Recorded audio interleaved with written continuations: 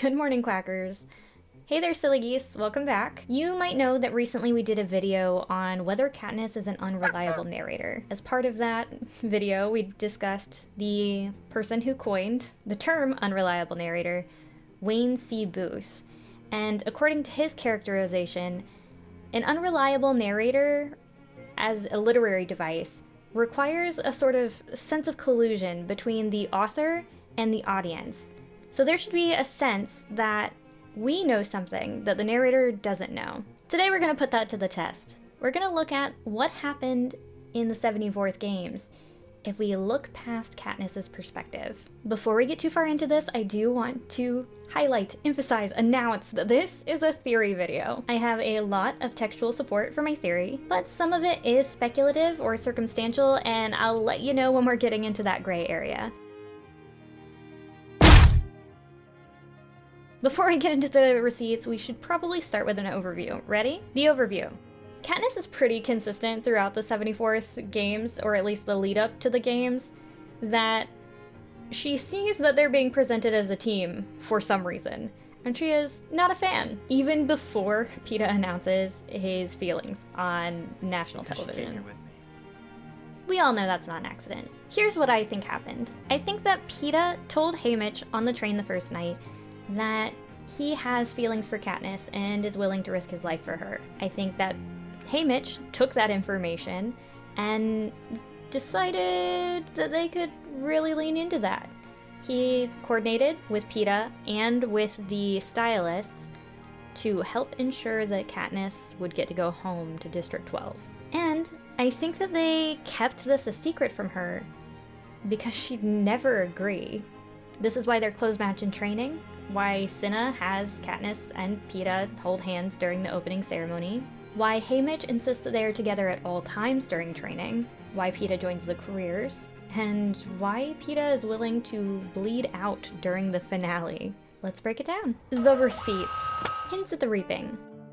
I think that this whole situation starts to sort of come into focus at the reaping, before there's even a plan. After Katniss volunteers and Peeta is reaped, they're asked to shake hands. The mayor finishes the dreary treaty of treason and motions for Peeta and me to shake hands. Peeta looks me right in the eye and gives my hand what I think is meant to be a reassuring squeeze. So before they even say goodbye to their families, the groundwork is already beginning to fall into place. Maybe consciously, maybe not. But once they get on the train, things get really interesting. Stick a pin in that though. The goodbyes. Peeta and Katniss are taken away to say their goodbyes to their friends and family and whoever wants to show up apparently. We know how Katniss's go, but we only really know what happens in one of Peeta's goodbyes. You know what my mother said to me when she came to say goodbye, as if to cheer me up? She says, maybe District 12 will finally have a winner.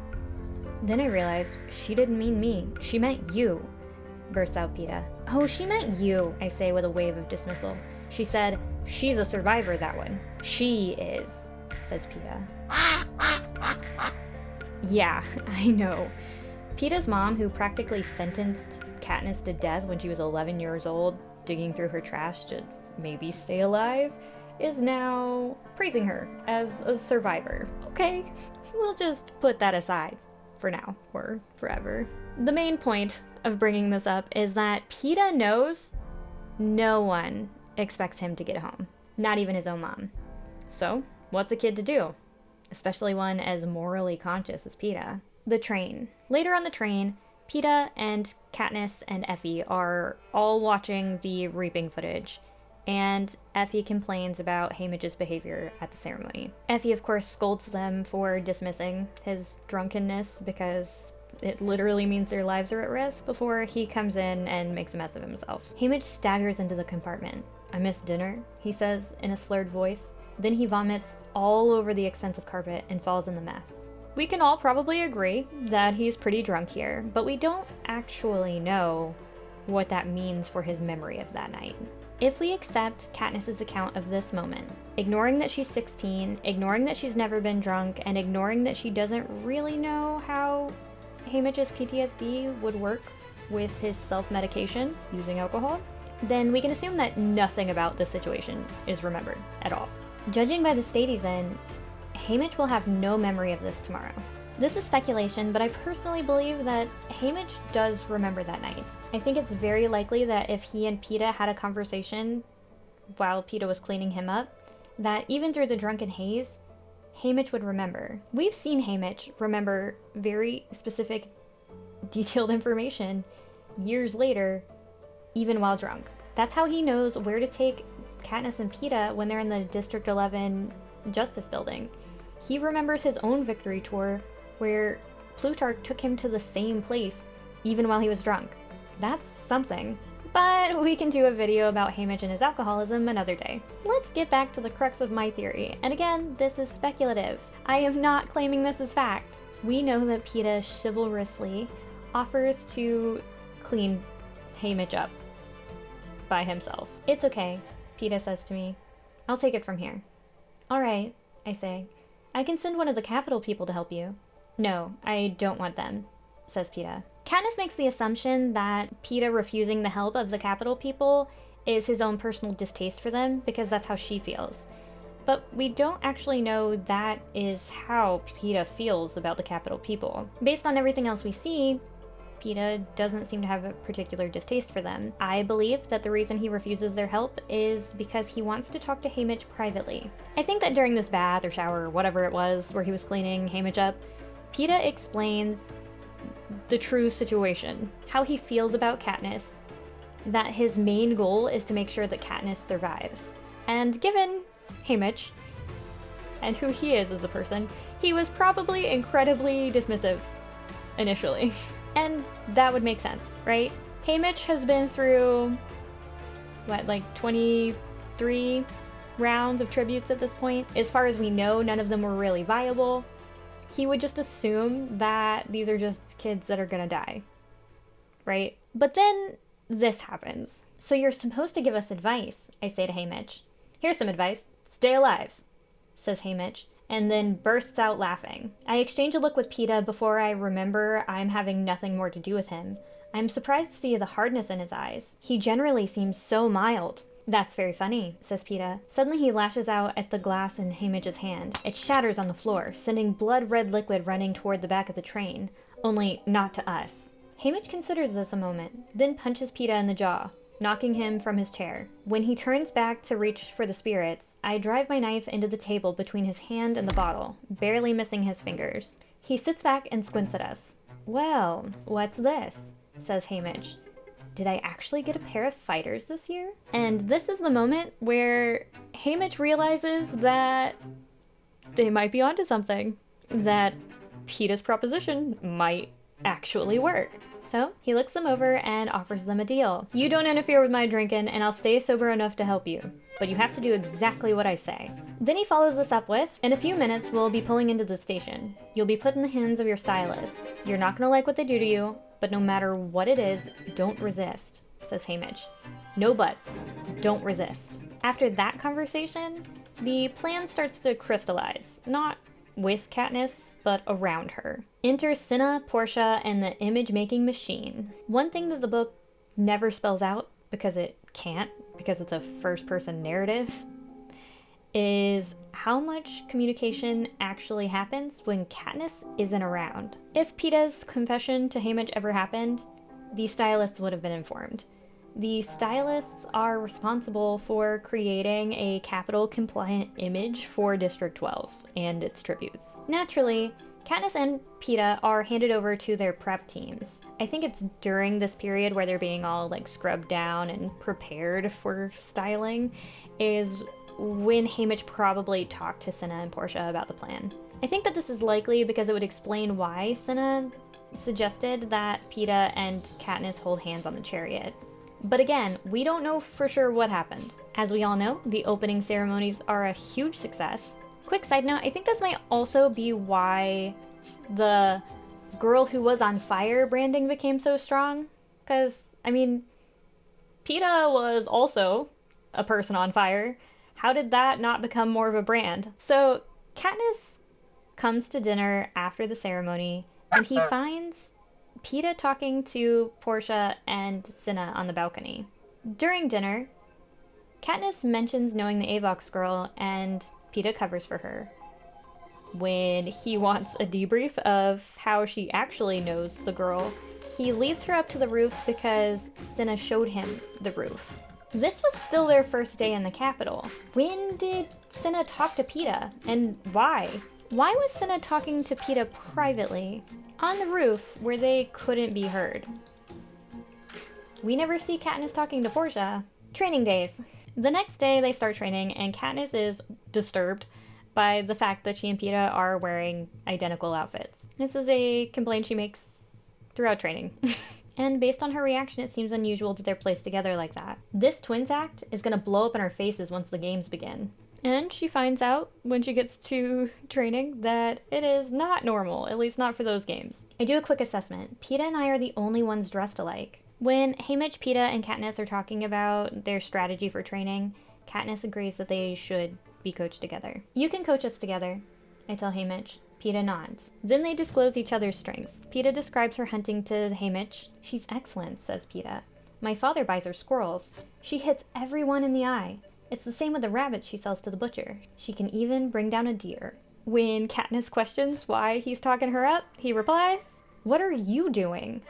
If he's going to help you, he has to know what you're capable of. Don't underrate yourself." Later in the same conversation, Peeta tells her, "People will help you in the arena. They'll be tripping over each other to sponsor you." Could he also be referencing the fact that he is willing to help her in the arena? Maybe. And when Katniss disagrees, he says, "She has no idea the effect she can have." Haymitch explains that they should both hide their skills until they get to the private sessions and to spend the training time learning new skills. Then he says, "One last thing. In public, I want you by each other's side every minute," says Haymitch. We both start to object, but Haymitch slams his hand on the table. "Every minute! It's not open for discussion. You agreed to do as I said. You will be together. You will appear amiable to each other." Katniss says that they both started to object, but we don't actually know what that means. If they were both starting to speak or moving to speak in that moment, we don't know what he was going to say.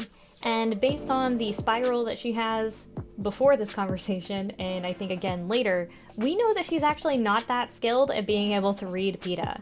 So, we don't know if it was an actual objection or question or what. We have no idea. What we can see is that Haymitch is building a strategy. He wants them to be seen as two kids, one story. No. Katniss slams the door to her room after this conversation, and it sort of messes with Peeta. "Ever since I slammed my door, there's been a chill in the air between us. Can you imagine you're willing to risk your life for this girl, and she can't tolerate being seen as amiable towards you?" Wow. They spend the next few days in training, and they do spend every moment together. They do all of their stations together, they eat together. And Katniss knows that she made the situation awkward, but she thinks that both she and Peeta are just following Haymitch's orders. She does note that Peeta is better at holding a conversation than she is. She thinks it's because he's a better actor. She doesn't really realize that it's because he has real feelings for her, that he actually wants to be friends, but what can you do? Haymitch and Effie seem to be of one mind, determined to whip us into shape, full of endless direction about what we should do and not do in training. Peeta is more patient, but I become fed up and surly. When we finally escape to bed on the second night, Peeta mumbles, "Someone ought to get Haymitch a drink." I make a sound that is somewhere between a snort and a laugh, then I catch myself. Don't let's pretend when there's no one around." "All right, Katniss," he says tiredly. After that, we only talk in front of people. Again, she thinks it's an act, he does not think it's an act. That's not really surprising information. Private sessions and the interviews. On the third day of training, the tributes have their private sessions, and Katniss shoots at the game makers. Thank you for your consideration. The entire team is shocked, but they relax when they see her score. The next morning, Katniss finds out that she and Peeta are to be coached separately for this last day, the preparation for the interviews.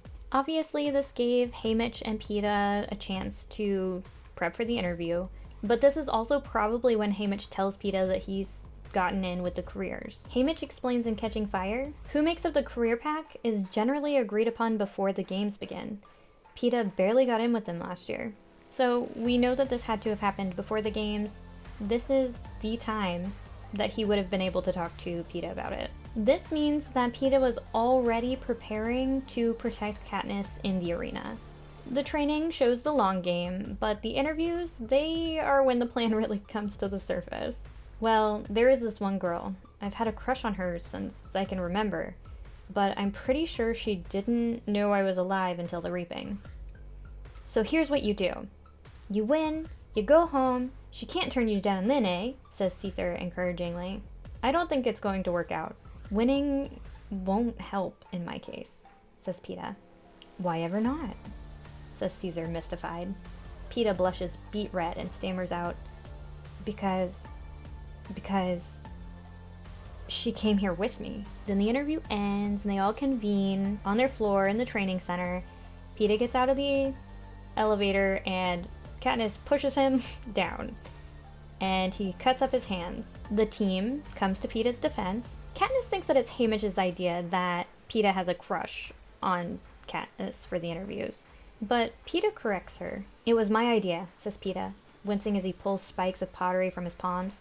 Haymitch just helped me with it. I don't think he's just talking about the interview here, but that's just me. Their whole team works to convince Katniss that Peeta sharing his feelings on national television is in her best interest, and she accepts. She tries to go to bed, she can't sleep, so she goes up to the roof, right? And, of course, Peeta's there. Katniss apologizes for injuring his hands, and he responds, "It doesn't matter, Katniss," he says. "I've never been a contender in these games anyway." Peeta is consistent through everything we've seen so far. He does not see himself as a contender in these games. He does not expect to get home, but he does expect that she will. And he enters the games wanting to prove that he is more than just a piece in their games. And we see him follow through on that. The arena. Now let's step into the arena where Peeta's actions make way more sense according to this theory. Certainly a lot more sense than assuming he's just playing along the way that Katniss assumes. Once the games start, Katniss goes off on her own after getting her backpack and, almost dying. Peeta stays and joins up with the career pack. And we know that he receives several injuries that first day. His face is all bruised, he's limping, and he has a bandage when she sees him next. Maybe those injuries happened in the bloodbath, we have no way of knowing. We also see that Peeta doesn't disclose any real information about Katniss to the careers. In fact, Katniss mentions in the post-games interview, he misled the careers about me. We don't know how, but we do have that information. Later, when Katniss runs into the careers and climbs up a tree to get away from them, it's Peeta who suggests that they wait her out. I hear Peeta say harshly, "Oh, let her stay up there. It's not like she's going anywhere. We'll deal with her in the morning." And we find out during the post-games interview, Peeta stayed awake the entire night under the Tracker Jacker tree. Then Katniss drops the Tracker Jacker hive nest onto Peeta and the careers. But Peeta comes back ahead of the other careers to get his stuff and make sure that she's gotten away. The shock on Peeta's face makes no sense to me. His arm drops to his side. "What are you still doing here?" he hisses at me. "Are you mad?" He's prodding me with the shaft of the spear now. "Get up! Get up!" He shoves me away from him hard. "Run!" he screams. "Run!" Behind him, Cato slashes his way through the brush. Though Katniss doesn't see it here, we know that Peeta gets attacked by Cato. He cuts him in the thigh and expects him to bleed out. I think we often simplify what's happening here as Peeta saving Katniss, and obviously that's true. But under this theory, it's more than that. He is prioritizing her survival over his own in these games, and in the next games. If you die, and I live, I'd have nothing. Nobody else that I care about. Their alliance. Once the rule change is announced, Katniss finds a dying Peeta, and as far as we can tell, he doesn't seem particularly upset that she's gotten gifts and he hasn't. "What's he sent you so far?" "Not a thing," says Peeta. Then there's a pause as it hits him. "Why? Did you get something?" "Burn medicine," I say almost sheepishly. "Oh, and some bread." "I always knew you were his favorite," says Peeta. During this period before the feast announcement, we see that Peeta repeatedly explicitly asks her not to put herself in danger for him. He expresses a sort of resignation that he will die. When the feast is announced, he begs Katniss not to go, and goes as far as saying that if she goes, he will follow her so that he can make noise and draw enemies to them, so that they will kill him and she wouldn't have to put herself at risk. So either way, it's a lose-lose situation. Please don't go to the feast is basically the whole argument, right? And that's why Haymitch sends her the sleep syrup to drug him. After the feast and that whole ordeal, Katniss brings back the medicine that Peeta needs to survive, and they hang out in the cave for a while. And it's actually this scene from the cave that really got me thinking about this theory in the first place. It's like the bread, how I never seem to get over owing you for that. I say. The bread? What, from when we were kids? He says. I think we can let that go. I mean, you just brought me back from the dead. But you didn't know me. We had never even spoken. Why did you, anyway? Why? You know why, Peeta says. I give my head a slight, painful shake. Haymitch said you would take a lot of convincing. Katniss misses the point of what he's saying here, but we, the audience, we can see pretty clearly that he is saying that his feelings are real. He's had them at least since he was 11, though we later find out that it's since he was 5 years old. He's told Haymitch about his real feelings, and that Haymitch warned him that Katniss would need a lot of convincing about those feelings. This one line tells us that there were deeper conversations happening behind the scenes that Katniss doesn't know about. And it wasn't just strategy. Right. And this is confirmed when Haymitch tells Katniss he's already there, when she asks whether Peeta knows that they need to pretend to be in love after the games are over. Then, towards the end of the games, after the finale, or maybe finale part 2, the game makers decide that they are revoking the rule and that the 2 District 12 tributes are going to have to turn against each other and fight to the death. Peeta decides he's the one that should die. When Katniss comes up with an alternative plan, he sees that she's also trying to not be a piece in their games, right? And he leans into it. Hold them out. I want everyone to see, he says. And the game makers cave and make them both victors. May I present the winners of the 74th Annual Hunger Games. The capital fallout. Katniss recognizes Snow's pointed hatred towards her, and assumes it's because their Barry incident thwarted the Capitol's plan. But here's a speculative alternative for the hatred that Snow shows towards her. We learn in Sunrise on the Reaping that the tributes are under constant surveillance. If this is still the practice in the 74th games, then Snow would know that Peeta has real feelings for Katniss, which would explain why he doesn't have any particular feelings towards Peeta at that point. He would also, and here's a big thing for you, he would know that Katniss was violently opposed to being placed in this little love story. Snow, and whoever saw the footage of her reaction after the interview, may have assumed that they could put Katniss in a position to kill Peeta in that final finale that fell through. And this actually might explain why we have the plot twist in the 74th games in the first place. If you know that there is one tribute that is desperately in love with the other tribute from their district, and this other tribute is violently opposed to it, to the point where she could have been, I don't know, arrested or whatever they would do for violating the do not injure other tributes rule, then they might have expected that she would have killed him if they were placed in that final death match. They didn't understand what they were really doing, but I could see that being a logical conclusion they might have come to.